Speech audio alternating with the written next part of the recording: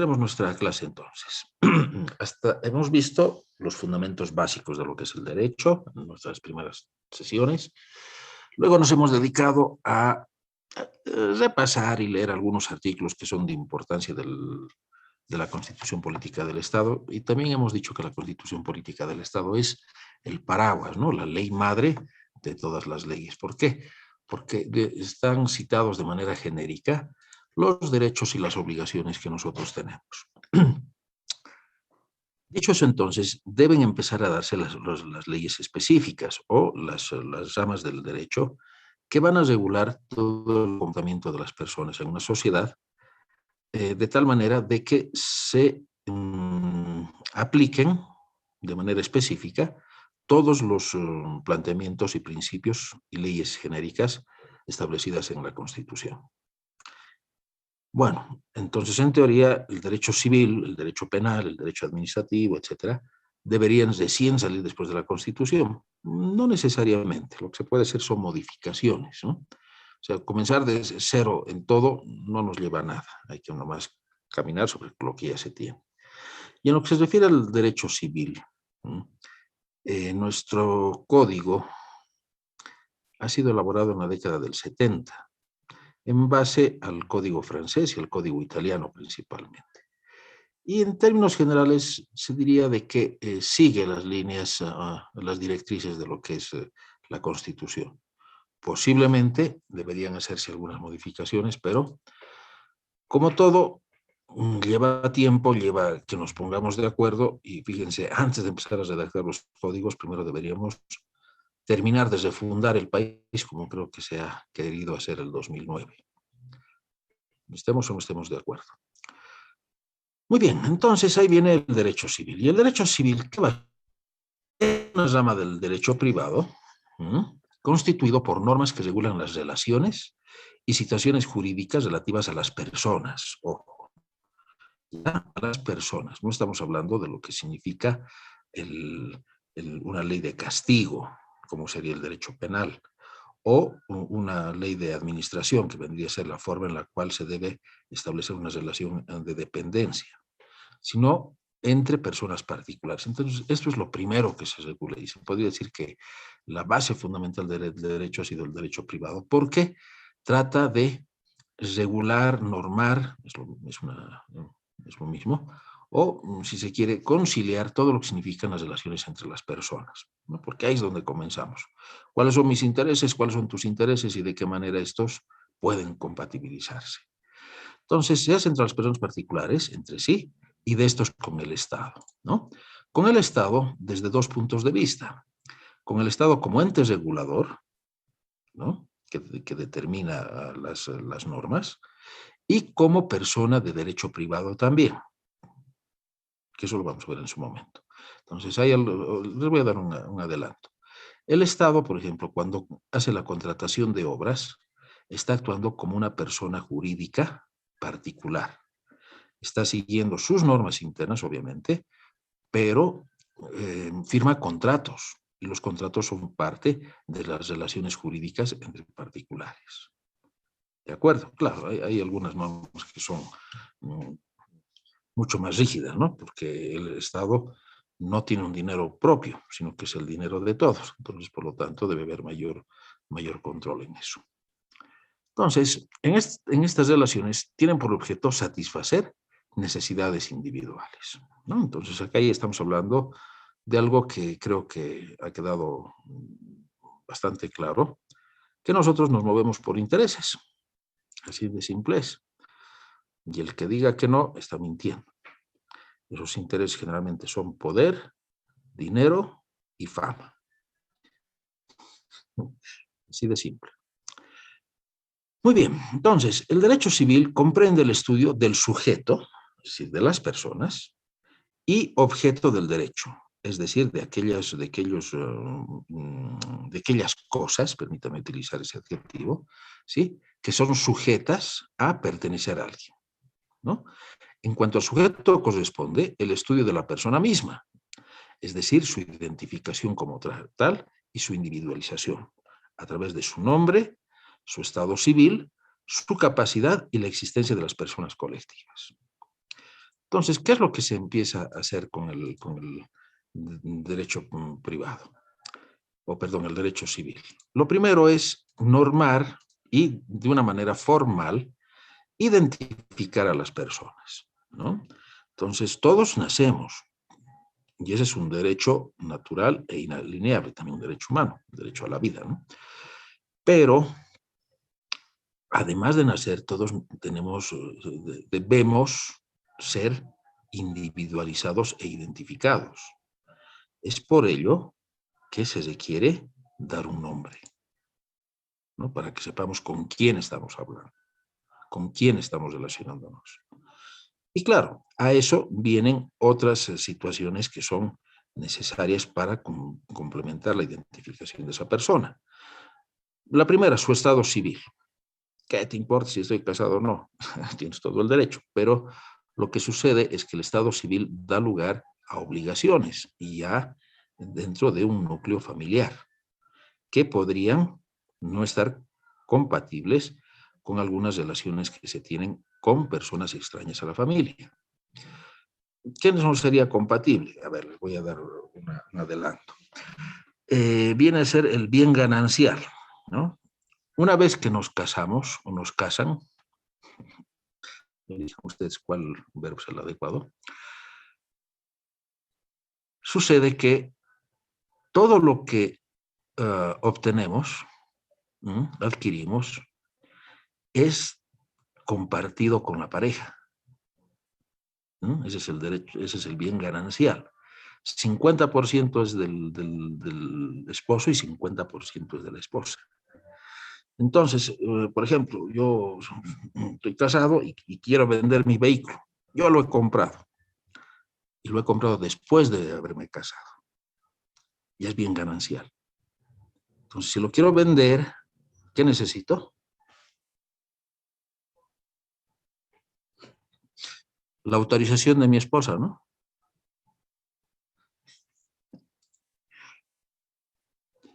¿Qué opinas, Cristian Capcha? No, ingeniero. Yo creo que como lo compró antes de que se casara, No, después de casar. bueno, si se han casado por bienes mancomunados, ingeniero, yo creo que sí debería pedir permiso. Ya. Enid, ¿qué opinas? ¿Tengo que pedirle permiso a mi esposa para vender el auto? Enid, Yo pienso que sí, ingeniero. ¿piensas que sí? No, no tengo que pedir autorización, porque eso, fíjense, ahí están pues el uso de los términos. Pedir autorización significa dependencia de uno u otro, ¿sí? Y acá, por si acaso, no hay independencia de bienes. Eso está bien en la legislación americana, acá no se reconoce, por si acaso, los que están pensando de que puedo hacer firmar un documento en el cual no hay tal, son nulos de derecho. Lo que necesito es que exista un consenso, ¿no? Entonces, los dos tenemos que firmar la minuta de transferencia. Si yo la firmo, estoy haciendo abuso de mi derecho de propiedad. Por eso entonces esto viene a ser importante. Y no solamente en ello, sino también porque habría reclamos de herencias y demás cosas. Claro, bueno, eso es cuando se complica la situación, ¿no? Cuando ya empiezan las personas a buscar qué más puedo sacar. Que todos lo hacemos por si acaso.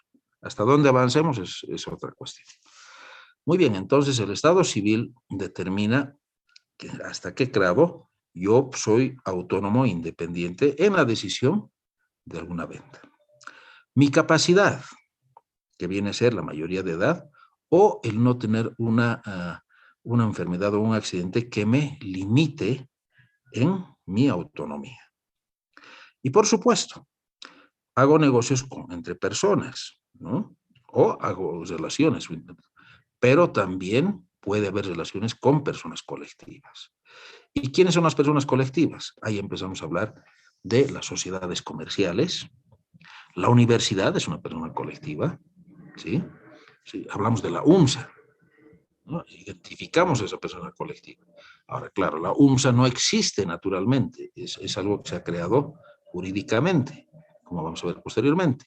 entonces necesito una persona que la represente, ¿no? A mí nadie me tiene que representar, porque yo ya tengo capacidad, soy mayor de edad, ¿no? Pero a una sociedad colectiva sí. En la universidad, ¿quién nos representa?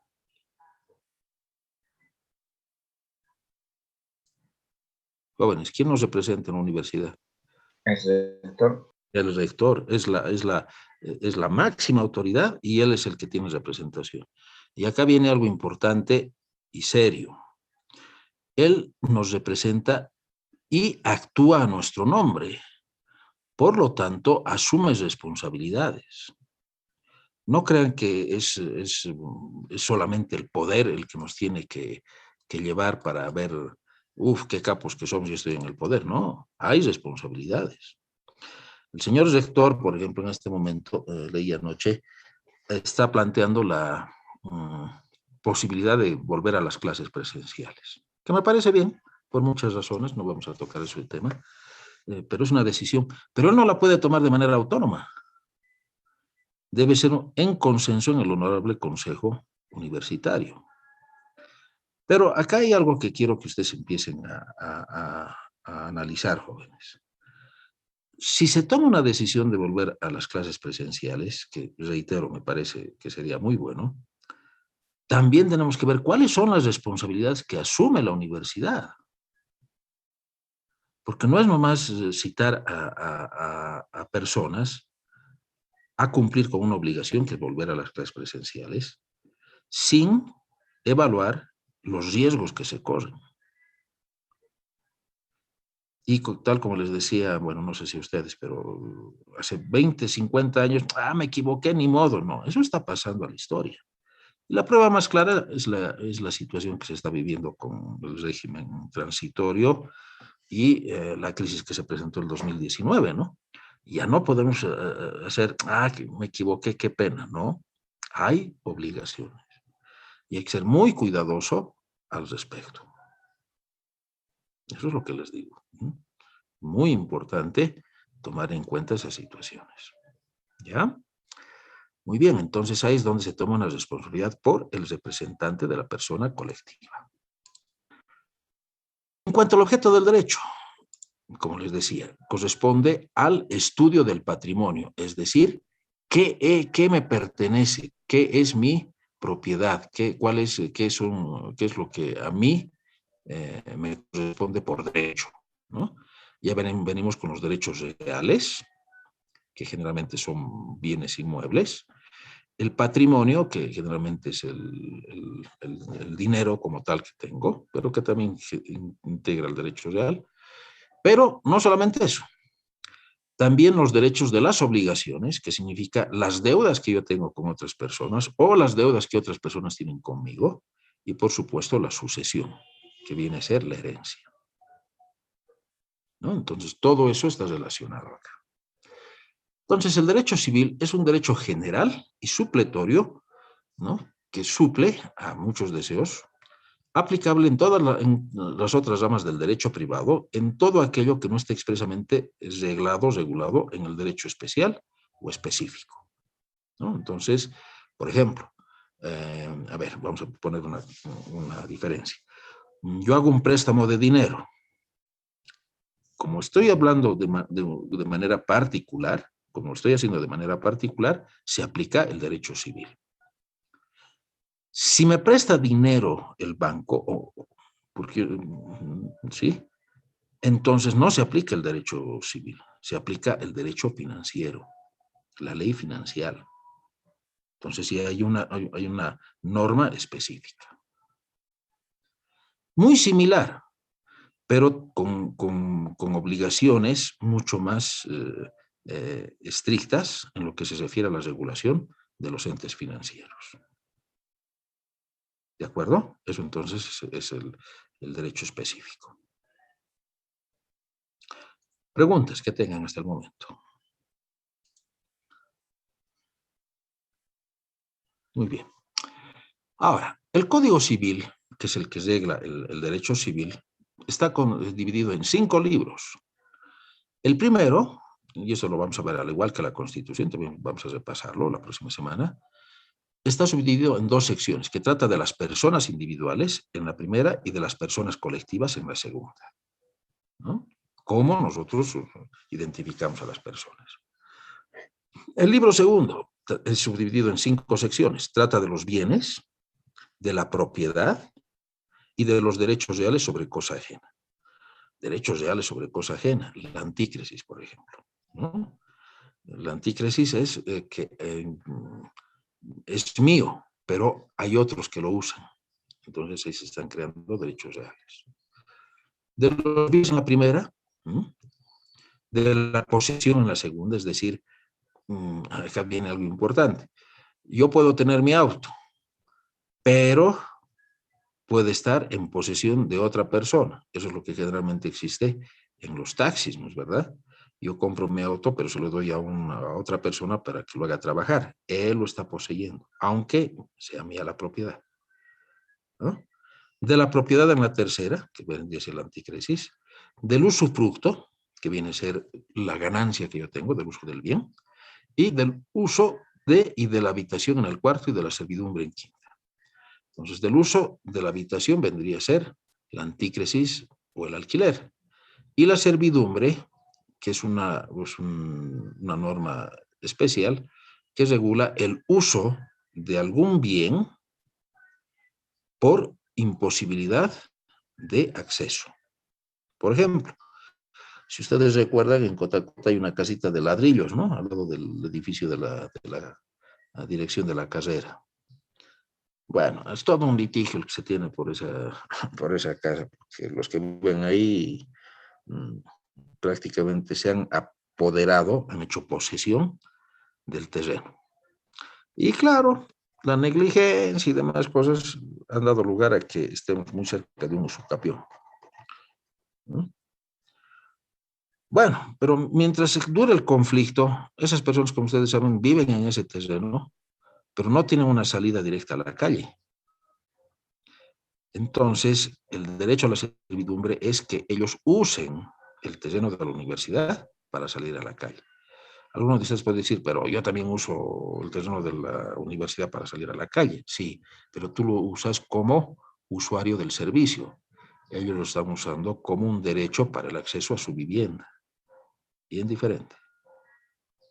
¿Ya? El libro tercero, subdividido en dos partes. La primera parte, subdividido en 4 secciones, trata de las obligaciones en general, de la extinción de las obligaciones, ¿no? Cómo se extinguen las obligaciones en la segunda, y de la transmisión de obligaciones en la tercera, es decir, cómo yo puedo saldar una deuda contrayendo otra. Que acá se puede eso, claro. Es lo que se ha hecho en el gobierno de Áñez y en el gobierno actual, con lo que significan los préstamos bancarios, ¿no? Les han dado opciones para que puedan renovar, fíjense, yo estoy utilizando el término renovar, sus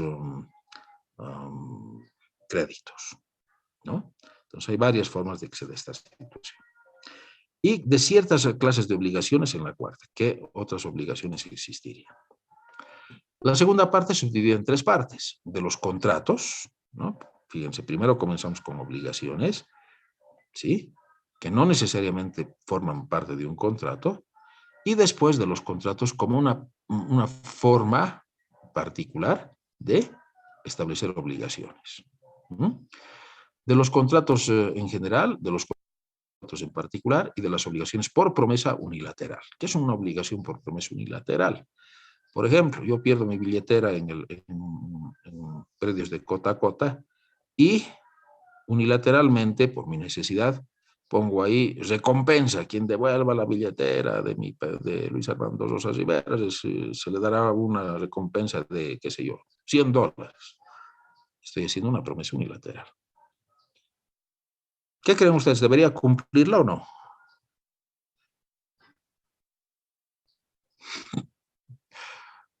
Creo que se han dormido, jóvenes.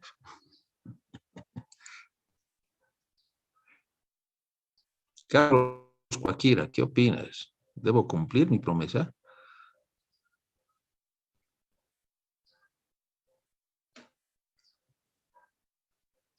Inge, buenos días. Buen día. ¿Cómo es? ¿Debo o no debo cumplir mi promesa? ¿Me devuelven mi billetera y me hago el loco o debo pagar lo que he ofertado? Bueno, yo creo que debería pagar lo que ha ofertado. Eh, Tenía entendido que si al final estás rompiendo tu palabra, eso se llama mala fe. No digamos que es mala fe, ¿no? Porque mala fe, ojo, en este caso sería que mentido. Mala fe es generalmente cuando haces una contratación y no cumples o los términos porque anticipadamente ya tenías la intención de no hacerlo, ¿no? En este caso yo podía, ahí viene pues la reconstrucción del caso. Ahí yo podría qué sé yo, desesperación haber ofrecido la recompensa. No es que no quería cumplir, pero llegado el momento, ya empiezo a dudar, ¿no? De darle. Bueno, de hecho, si estoy ofreciendo algo, debo cumplirlo. Es mi imagen, es mi palabra, ¿no? Ahora, esto me llevará a que tenga que ir a un proceso judicial. No sé, pero sí lo que queda claro es que quedo con una imagen muy mala ante la gente, ¿no? Dice, no con su palabra, pero no solamente en la recompensa, sino que si no he cumplido en pagar la recompensa, ustedes me creerán la próxima vez que les diga, préstame plata, te voy a devolver. O voy a hacer esto si soy elegido director. No, mi imagen queda deteriorada. ¿Ya? Entonces, valga la aclaración, mala fe es que cuando tú haces algo ya tienes la intencionalidad de hacer daño. No estoy diciendo de entrar en cosas malas, sino de hacer daño, engañar y demás cosas. ¿Ya? Se nota la diferencia, ¿sí? Bien, el libro cuarto, de la sucesión por causa de muerte. Esto es la famosa herencia, subdividida en 4 secciones. Trata de las sucesiones comunes en la primera, de la sucesión legal en la segunda, y de la sucesión testamentaria en la tercera, y de la división de herencia en la cuarta. Esto nosotros no vamos a ver. Y el libro quinto, del ejercicio, protección y extinción de los derechos. No es que todos los derechos duran eternamente, no. Hay también límites que se dan por el tiempo, así lo dice nuestra norma. Les doy otro ejemplo. El Código Penal acá establece, por ejemplo, si no me equivoco, un plazo de 8 años para que uno inicie un proceso penal por algún delito que se haya cometido, ¿no? Un delito extremo, por eso los 8 años. Para iniciar el proceso, ojo, eso es lo que se dice. Si pasas al 10º año y quieres iniciar el proceso, ya pasó el tiempo. En Estados Unidos no. En Estados Unidos es imprescriptible, ¿no? Ustedes han debido escuchar que hay una denuncia de una señora, porque es señora, que a un cantante muy famoso de los 60 y 70 lo ha demandado este mes por violación en 1965. Ahora, ¿será cierto o no será cierto? Esa es otra cosa. Pero lo que les quiero mostrar es la extinción, ¿no? Ejemplos de la extinción. Muy bien. Entonces, esa es la forma en la cual está dividido nuestro Código Civil. Preguntas, jóvenes. Al volver de nuestro receso, vamos a ver a las personas. ¿Alguna inquietud?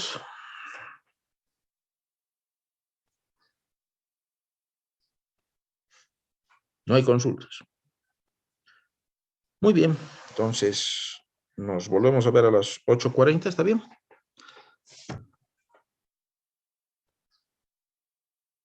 Muy bien, Inge. 8:40 los vuelvo a citar.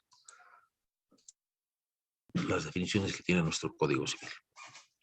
Entonces, la primera relación que hace el Código Civil está relacionada con las personas, ¿no?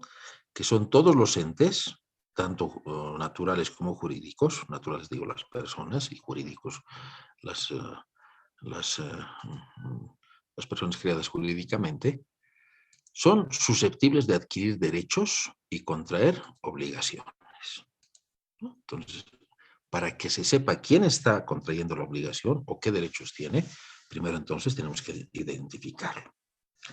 Entonces acá tenemos las dos primeras personas, las personas naturales, que son de existencias visibles, capaces de contraer obligaciones y adquirir derechos. Entonces esos derechos vienen a ser los derechos humanos, que son propios de todas las personas, ¿no? Y aquí se habla de los elementos que componen esos derechos. Los otros son las personas jurídicas, que son invisibles, es decir, no las podemos visualizar como tal, pero sí como sí las podemos entender y aceptar como entes capaces de contraer obligaciones y adquirir derechos, ¿no? Pero de origen ficticio, por los que se tiene un representante. El instrumento que las crea es el estatuto.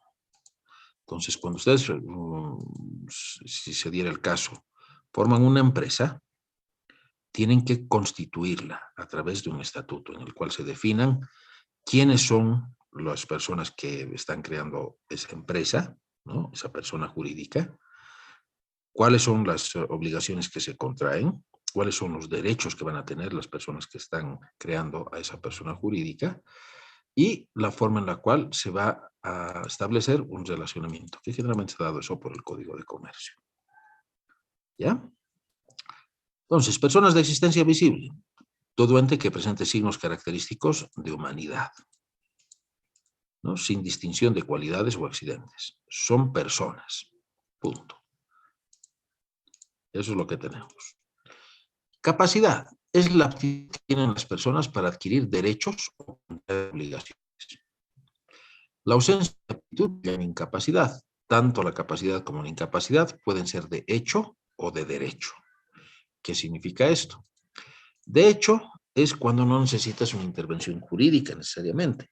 Por ejemplo, los menores de edad, no es que tenemos que ir al juzgado a decir, mi hijo no tiene capacidad, no. La ley indica a qué edad uno empieza a contraer obligaciones y puede ejercer sus derechos ampliamente. Y de derecho cuando se lo declara jurídicamente.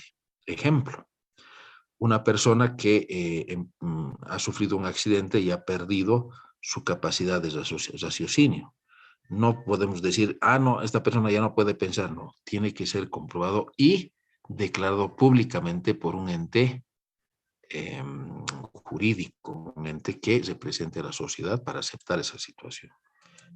Pero es obvio, puede ser obvio, pero debe ser declarado como tal, formalmente, jurídicamente. ¿Ya? Domicilio, se entiende por tal el asiento normal de una persona al lugar en que la ley presume que ella se halla para todos los efectos jurídicos. ¿Qué significa eso? El lugar donde se la puede ubicar físicamente, ¿no? Para que pueda ejercer sus derechos y sus obligaciones. El derecho de votar, por ejemplo, que tenemos, ¿no? Eso se hace de acuerdo a nuestro domicilio. Entonces, en general, es el domicilio de la persona para la generalidad de sus asuntos. Y pueden ser los siguientes. El domicilio de origen es el lugar del domicilio de los padres el día del nacimiento del hijo, ¿no? O el legal o de derecho es el lugar donde la ley presume sin admitir prueba, en contrario, que una persona reside, ¿no?, en forma permanente para el ejercicio de sus derechos y el cumplimiento de sus obligaciones. Entonces, esa viene a ser mi residencia, que es generalmente el domicilio que debe ser formalmente declarado. Domicilio real o voluntario es el lugar del asiento principal de sus negocios, ¿no? Entonces, ahí tenemos el domicilio laboral, por ejemplo. Yo podría declarar que el lugar donde se me debe ubicar es en la dirección de la carrera de Ingeniería Mecánica. No es lo adecuado, pero podría serlo. Ahora, acá viene otra cuestión. Si el director de la carrera tiene algún comunicado que hacerme, ¿no? No va a venir a mi domicilio a buscarme. Lo hará a través de secretaría. Especiales. Domicilio de elección es el contractual a los efectos del cumplimiento de las obligaciones de un contrato, ¿no? Entonces ahí es donde se declara un domicilio donde uno va a residir, que generalmente es el domicilio comercial o la sede de la empresa. Generalmente. Domicilio constituido es el que se establece a los efectos procesales de un juicio. Generalmente es el estudio del abogado, ¿no? El domicilio constituido entonces ya es para temas jurídicos. En derecho civil, actualmente el domicilio constituido es la secretaría del juzgado. Entonces, antes iban a dejar las comunicaciones a los abogados y ahí decían, no, no has recibido y demás cosas. Ahora no. Es una modificación que se ha hecho en el proceso civil que uno tiene que ir a la secretaría a verificar. Y si no lo hace en tiempo, pierde sus oportunidades. Bueno, pero eso a ustedes no les interesa, no es parte de su formación. Patrimonio es el conjunto de bienes que pertenecen a las personas, ¿no? Es todo lo que yo poseo, todo lo que es de mi propiedad. Ojo, que es de mi propiedad y que también poseo. Y puede haber algunas cosas que no posea, pero que son de mi propiedad. Se hablaba del taxi, por ejemplo. Es la base de la actividad económica de las personas y tiene decisivo alcance en materia de familia y sucesiones, ¿no? Porque una vez que fallece la persona, es lo que se llama el cujus jurídicamente, entonces todos esos bienes no pueden quedar sin dueño, tienen que pasar a alguien y generalmente es a los familiares. El nombre es el término que sirve para designar a las personas de una manera habitual, ¿ya? Tiene las siguientes características. Es necesario, para saber con quién estamos hablando, ¿no? Para identificarlo, único, inalienable, nadie me lo puede quitar, inembargable, nadie me lo puede guardar, inmutable, no se puede cambiar a menos que yo lo decida, e indivisible, que no se puede dividir. Si hay alguna pregunta, me la hacen conocer, ¿ya? El patrimonio, entonces, ¿qué van a ser? Los objetos inmateriales susceptibles de valor, por ejemplo, derechos de autor, e igualmente las cosas que se llaman bienes, ¿no? Por decir, el término que se utiliza, cosas que se llaman bienes. El conjunto de los bienes de una persona constituye su patrimonio. ¿Y cuál es el carácter del patrimonio? Universalidad. Es considerado en su conjunto. No interesan los derechos concretos que integran el patrimonio, pues los bienes que se incorporan al patrimonio responden aún por las deudas que existían antes. Entonces, universales significa que corresponden a cubrir todo lo que yo tenga o a todo lo que yo adeude. Obviamente no es que si debo 100 me van a quitar mi casa, ¿no? Pero supuestamente con mi patrimonio yo estoy respaldando las deudas que tenga. Necesidad. Toda persona tiene un patrimonio aunque no tenga bienes, porque tiene la aptitud de poseerlos. Y esto es suficiente para concebir la existencia de patrimonio. Entonces puede que no tengas bienes, pero puedes estar poseyendo algo. Y ese poseer te da lugar a que tengas un patrimonio. Entonces puede decir, pero el taxista, por ejemplo, que tiene el taxi o el vehículo de mi persona, no es de él. Sí, pero les cuento que la posesión es más importante que la propiedad. ¿Y saben por qué? Porque lo está usando. Entonces puede asumirse que como lo está usando, además de poseerlo, también es el dueño.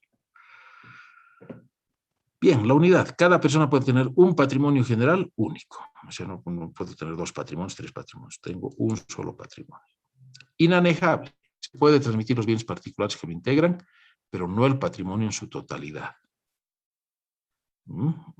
Puedo vender mi casa, pero no porque venda mi casa vendo todos mis bienes. Sirve de garantía común de los acreedores. El patrimonio está gravado por las deudas que contrae el titular, pero los acreedores no pueden ir contra los bienes que lo integran individualmente considerados, ¿no? Entonces, con todo mi patrimonio yo puedo cubrir, pero eso no pueden decirme, ¿sabes qué? Me vas a pagar con tu casa, me vas a pagar con tu auto. No.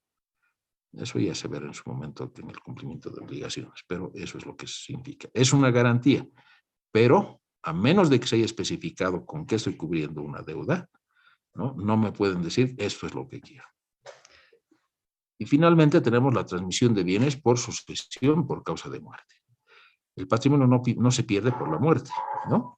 Sino que se transmite como herencia, ¿ya? A los familiares. ¿Cuál es la composición del patrimonio? ¿Alguna pregunta que tengan de lo que hemos visto?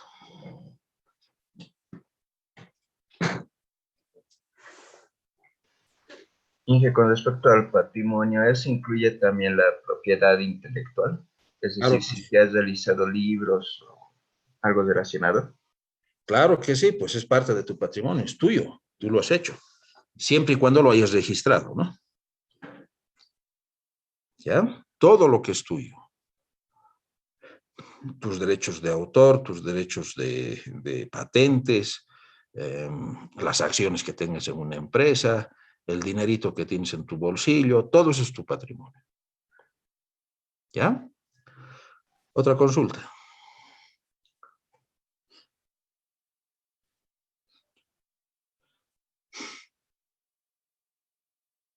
Bien, veamos los derechos personales.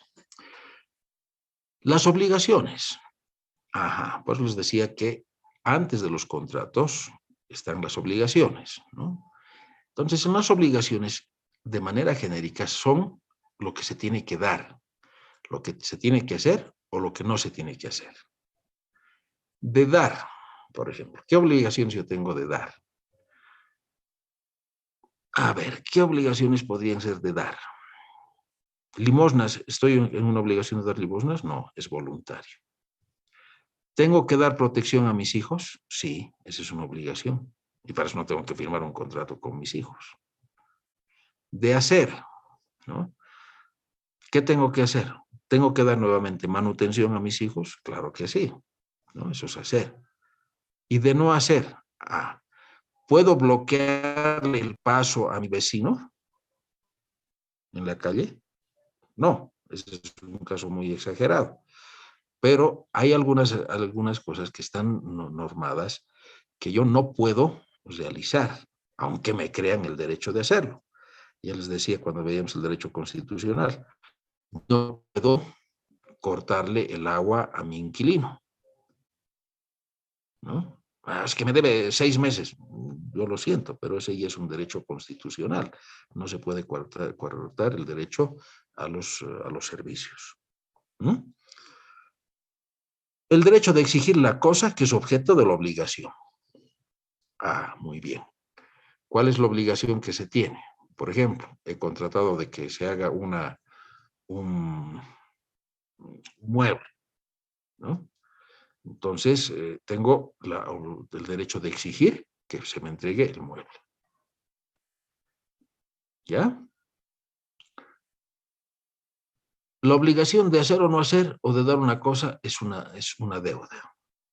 Entonces, si yo tengo el derecho de exigir algo, es un crédito. Y si tengo la obligación de hacer o no hacer o de dar, es una deuda. Entonces, tengo obligación de un crédito y obligaciones de deudas. A todo derecho personal corresponde una obligación personal, ¿no? Entonces, no hay derechos sin obligaciones. Y no hay obligación que corresponda a derechos reales. Es decir, ninguna obligación que tenga me fuerza a que yo deba comprometer mis derechos reales, a menos que eso haya sido consensuado. Los derechos reales, ¿qué son? El dominio y el condominio. Eso es en mi casa. El usufructo, las ganancias que yo podría tener. El uso y la habitación. Yo puedo utilizar mi auto, por ejemplo, pero también tengo el derecho a habitar en una habitación o en mi casa. Las servidumbres activas, ya les he explicado, el derecho de paso, el derecho de agua, el derecho de hipoteca. Yo puedo hipotecar mis bienes para conseguir un préstamo. Puedo dar como garantía mis bienes, prenda más, por ejemplo, ¿no? Que vamos a dejar nuestros joyitos de oro como prenda de que voy a pagar la deuda. La antícresis, no es anticresis, es antícresis, que me permite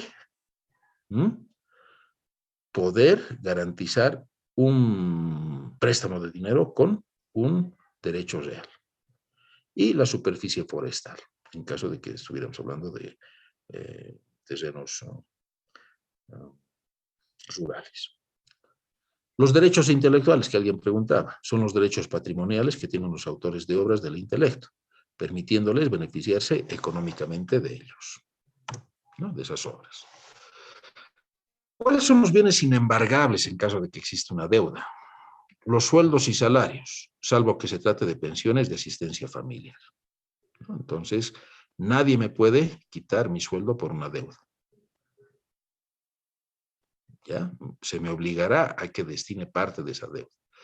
Entonces, el único momento en el cual se puede embargar para que no me pague la empresa, es lo que sucede con muchos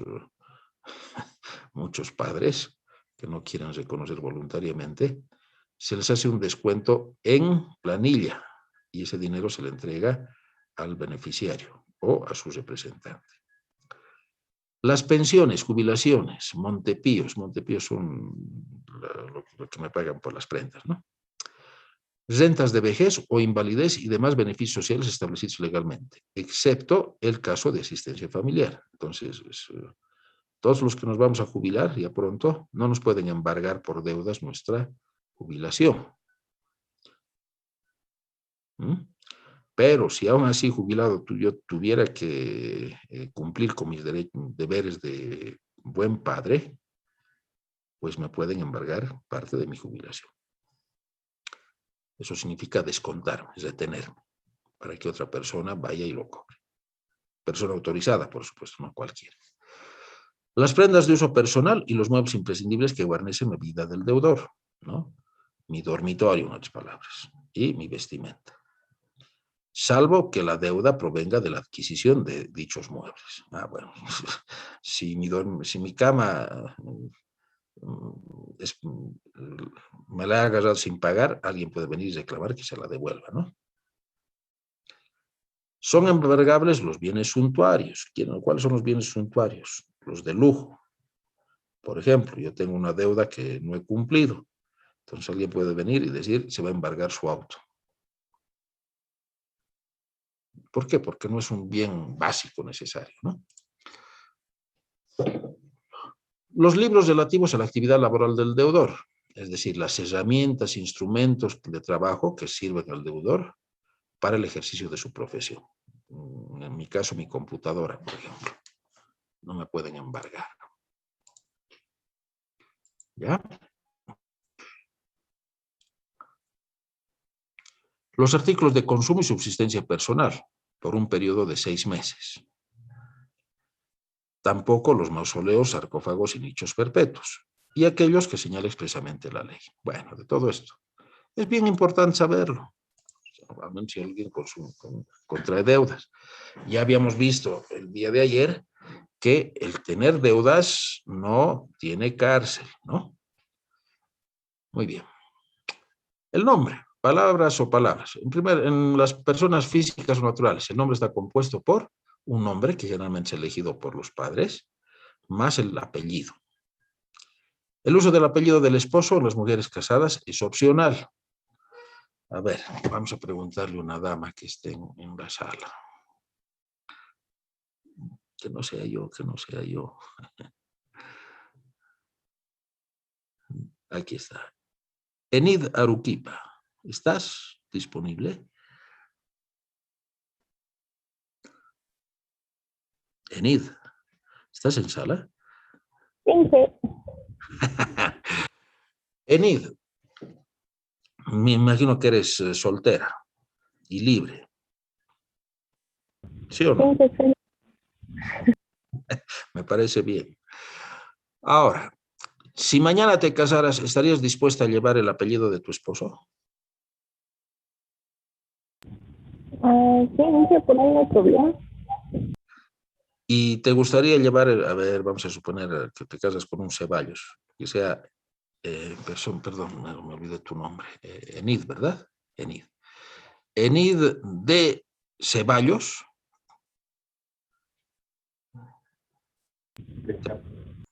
¿Te parece bien? Sí. Bueno, les cuento que eso era normal en el siglo pasado, ¿sí?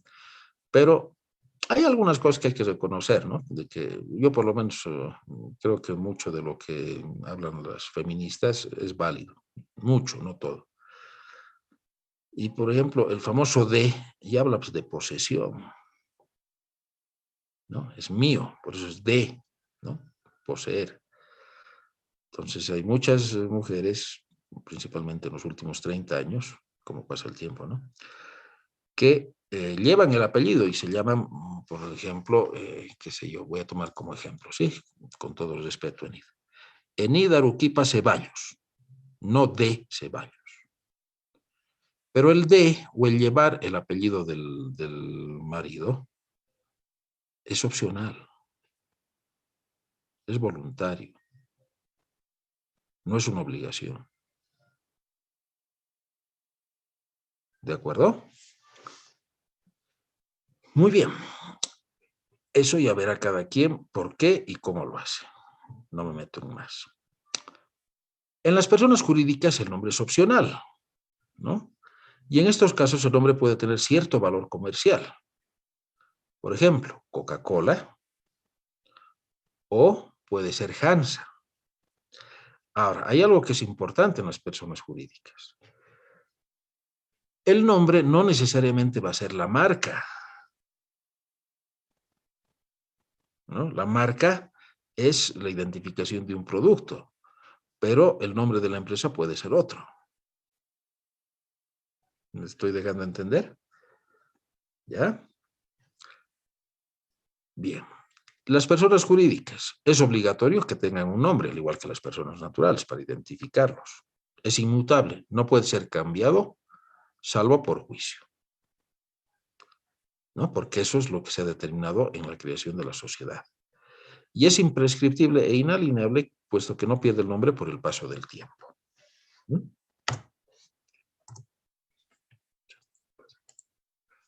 El estado civil es atributo exclusivo de las personas físicas. Acá a una empresa no le puede decir cuál es su estado civil, ¿no? ¿Y cuáles son los estados civiles? Soltero, casado, divorciado y viudo, ¿no?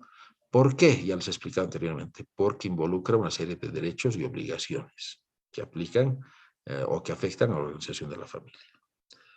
El estado civil influye directamente en el régimen patrimonial de la persona.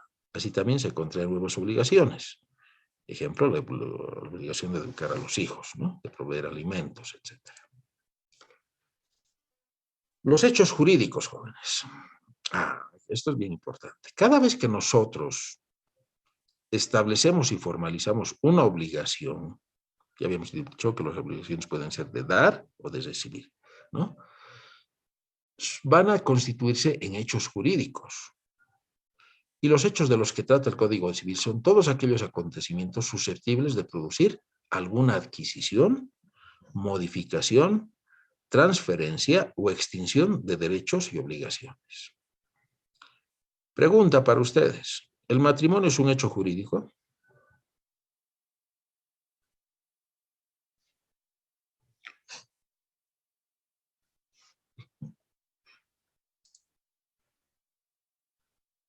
Gisela Lázaro. ¿Qué pasa? ¿Por qué están tan callados? ¿Está aburrida la clase? Inge, sí es un hecho jurídico, ¿Cuál? el casamiento. No, bueno, está bien, pero yo te pregunto cuál. ¿La boda religiosa o la boda civil? Ah, la boda civil. Por lo civil, ¿no es verdad? El otro es de acuerdo a las creencias, pero el hecho jurídico es la boda por lo civil o el matrimonio por lo civil. Es la que crea obligaciones. ¿Está bien? ¿Y el divorcio es un hecho jurídico? Sí, también es. Porque nos devuelve la libertad.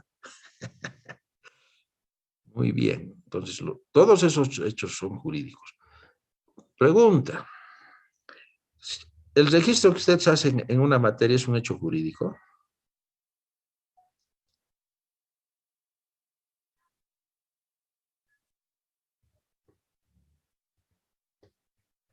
¿Qué opinan?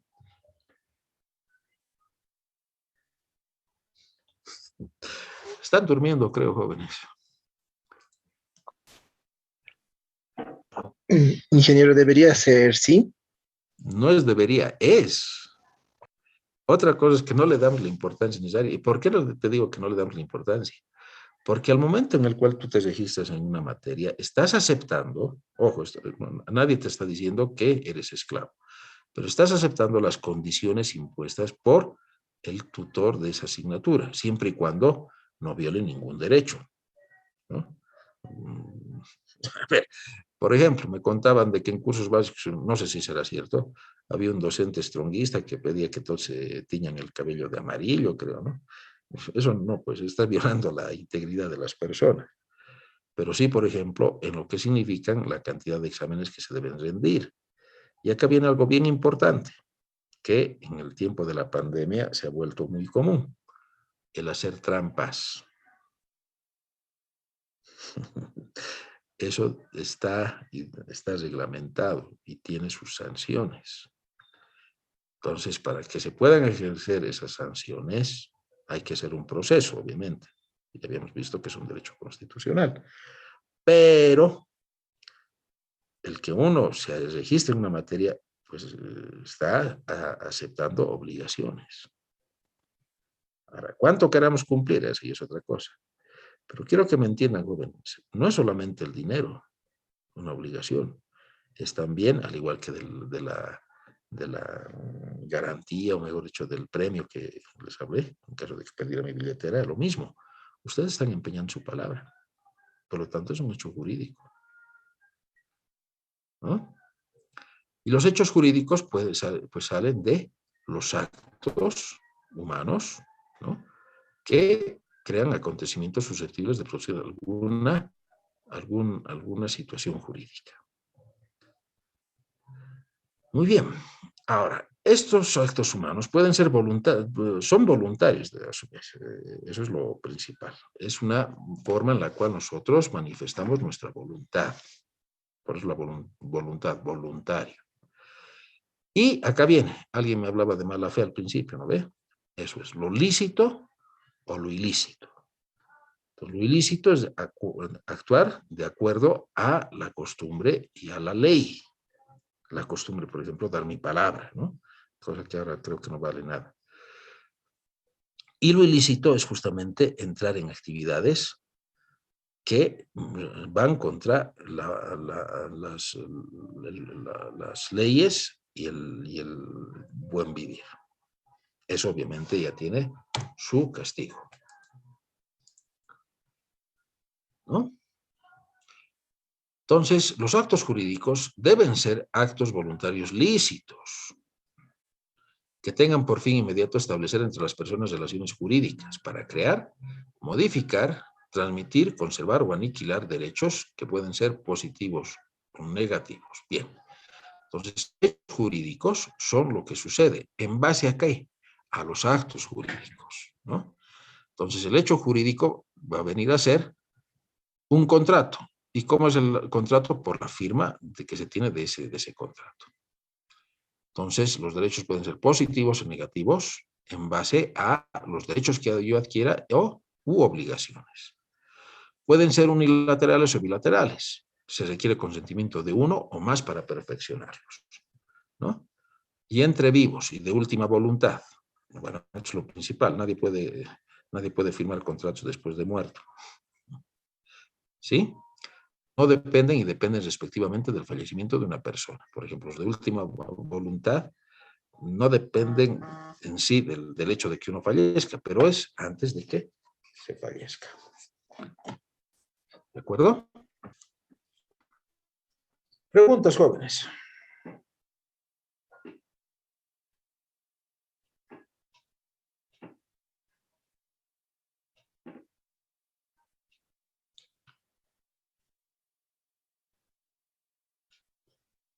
¿Ninguna? Muy bien. ¿Cuál es el objeto que se tiene de los actos jurídicos? En primer lugar, debe ser sobre cosas que estén en el comercio, ¿no? O que por un motivo especial no se hubiese prohibido que sea objeto de un acto jurídico. O hechos que no sean imposibles, ilícitos o contrarios a las buenas costumbres, ¿no? El objeto, entonces, es de una obligación de algo que sea ilícito y algo que se pueda poner en el comercio. ¿Y las formas? Bueno, las formas que se pueden dar va a ser el conjunto de prescripciones de la ley respecto a las solemnidades. Ejemplo, cuando uno se convierte en autoridad, una de las solemnidades, ¿cuál es? El juramento que tiene que hacer, ¿no? Eso es lo solemne. Ahora, que cumpla o no cumpla su juramento, eso ya es otra cosa. ¿Dónde tiene que ser su juramento? ¿En mi dormitorio? No, tienes que hacerlo en un lugar específico, ¿no? Otros actos solemnes, la escritura del acto ante un notario, por ejemplo, el registro del nacimiento de una persona. No es solemne en el sentido del acto como tal, pero sí en la escritura que tiene que haber. La presencia de testigos, ¿no? Lo que sucede en un matrimonio, ¿no? Tiene que haber testigos que puede haber invitados, pero si alguien quiere, por ejemplo, demandar un matrimonio, etcétera, entonces los testigos son los que dan la fe de que se ha hecho ese matrimonio. El acto se ha hecho por escribano u oficial público o con el concurso del juez del lugar, ¿no? Entonces tiene que haber alguna autoridad para que se dé algún hecho. Entonces, los actos pueden ser formales y no formales. Y entre los primeros, los formales solemnes y no solemnes. Y acá viene lo último de esta clase, la prueba. Es la demostración de la verdad de un hecho y jurídicamente es la demostración de esa verdad a través de los medios que la ley autoriza. ¿Esos cuáles van a ser? El objeto y la forma que van a dar lugar a las pruebas.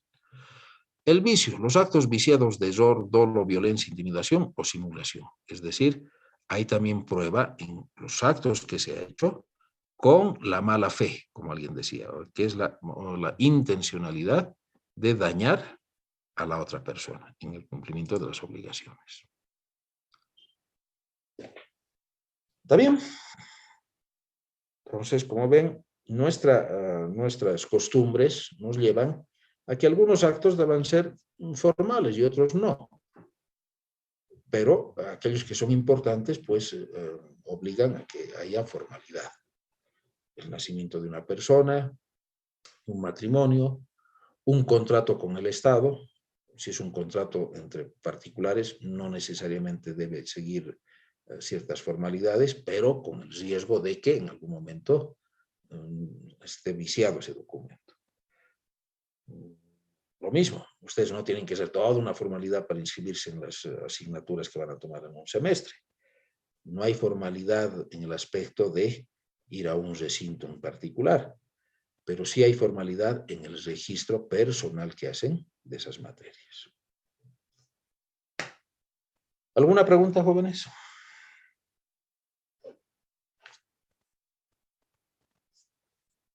¿Ninguna? Muy bien. La próxima clase vamos a continuar con esto del derecho civil y vamos a ver la forma de los actos jurídicos. Aburrido, ¿no es verdad? ¿O qué creen ustedes? No, ingeniero, es bastante interesante. La verdad no tenía mucho conocimiento sobre este tipo de normativas que existían. Por eso, creemos muchas cosas que, ¿para qué tantas cosas? No, es que lamentablemente así tienen que ser para que exista la prueba que dé lugar a esta situación. Yo les cuento algo bien interesante. En el siglo pasado sucedía lo siguiente. Para que se posesione un alcalde, ¿no? Tenía que estar todos los concejales elegidos. Entonces, ¿qué es lo que hacían? Para que no se posesione ese alcalde, los raptaban a uno de los concejales, claro, los raptaban por horas, ¿no? Lo llevaban a comer, obligado, por supuesto. Y con eso no dejaban que se posesione el alcalde, ¿no? Los juegos políticos, que como ven, siempre nos persiguen. Y bueno, esa normativa esa formalidad ya la han cambiado. Ahora, si no hay concejales, no importa, el alcalde se posesiona y se acabó. Así es. Entonces, algunas formalidades que se tienen que son ridículas, nos lleva a eso. Yo les cuento otra formalidad que para mi gusto, ¿no? Yo estoy poniendo la cara, es una burrada. Y es la siguiente. Y a ver, los voy a dejar para que piensen, no necesito que me den su opinión. Cuando ustedes presentan su proyecto de grado para aprobación, tienen que presentarlo con una carta, que está bien, hasta ahí vamos bien con la formalidad, pero les piden que la carta la firme su tutor o su ponente. Para mí esa es una ridiculez. Les voy a decir por qué. En primer lugar, porque ustedes son mayores de edad, no tienen que estar pidiendo permiso a nadie para hacer algo lícito, por supuesto, ¿no? En primer lugar, son mayores de edad. Y segundo, la carrera está condicionando a la firma lo formal, ¿no? A la firma del tutor para que ustedes presenten un simple documento para revisión. No está creando ni siquiera un efecto jurídico. El efecto jurídico ya es las revisiones, las observaciones que hagan las personas, ¿no? Pero eso es cuando el tutor, el encargado de la asignatura distribuye el documento. ¿No les parece ridículo? No me respondan, piénsenlo. ¿No les parece ridículo que tengan que pedirle permiso a su tutor para presentar una carta? Se los dejo para que lo analicen. Pero esa es la formalidad pues, que se ha establecido en la carrera. ¿Qué vamos a hacer? Muy bien, jóvenes. Entonces, como ven, hay algunas cosas formales que crean burocracia, ¿no? Que ustedes tienen que ir a rogarle al para que me lo firme. Burradas. Muy bien. Nos vemos entonces, jóvenes, la próxima clase con la forma de los actos jurídicos. ¿Ya? Si los he aburrido, lo lamento. Cuídense, jóvenes. Hasta el día miércoles. Hasta luego, Inge. Hasta luego, Inge. Hasta luego, ingeniero. Hasta luego, Inge. Hasta luego, ingeniero. Que les vaya Hasta luego, bien. ingeniero.